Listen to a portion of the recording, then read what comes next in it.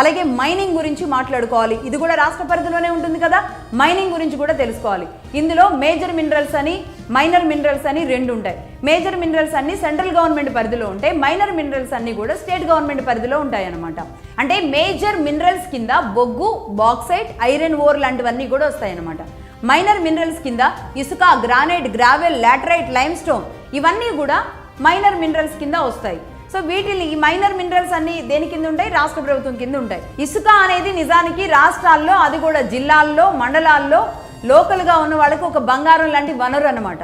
ఈ ఇసుక scene rises రూపంలో అనేక రకాలుగా ఎంత డబ్బు చేరాలో అంత డబ్బు రాష్ట్ర ప్రభుత్వం దగ్గర చేరుకుంటుంది.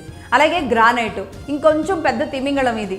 గ్రానైట్ పర్మిషన్స్ కనుక దక్కించుకున్నారు అంటే ఆ ప్రభుత్వాలకి ఎంత స్థాయిలో డబ్బు కట్టాల్సి ఉంటుందో తెలుసా? అలాగే అది అసలు ఒకవేళ పర్మిషన్స్ దక్కినాయి కానీ అందులో పని చేసినా చేయకపోయినా అలా ఆ గ్రానైట్ మైనింగ్ ఖాళీగా పడున్నా సరే దాన్ని డెడ్ రెంట్ మైన్స్ అంటారు. ఈ డెడ్ రెంట్ రూపంలో కూడా వాళ్ళు పర్ హెక్టార్కి 4 నుంచి 5 లక్షల రూపాయలు డిపార్ట్మెంట్కి కట్టాల్సిందేనమాట. మైనింగ్ చేసినా చేయకపోయినా కట్టాల్సిందే.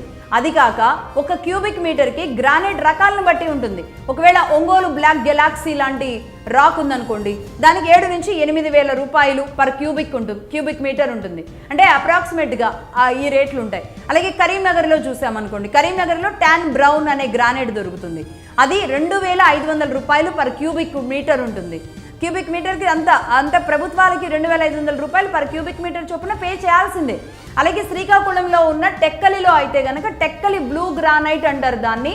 ఇది కూడా పర్ క్యూబిక్ మీటర్కి దాదాపుగా 3,000 రూపాయల చొప్పున రాష్ట్ర ప్రభుత్వాలకి పేమెంట్ చేస్తారు.